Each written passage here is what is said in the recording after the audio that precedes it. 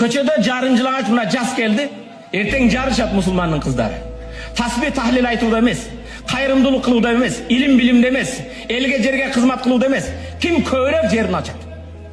Ким көбүрөөк жерин башкаларга көрсөтөт? Ким көбүрөөк жаштарды азгырат?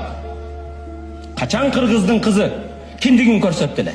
Киндигин астындагы түгүн көрсөттү эле? Качан эркек майкачан чыгыштан уяласың? Биз төшөккө кийгенди, кыздарыбыз көчөгө кийип атат.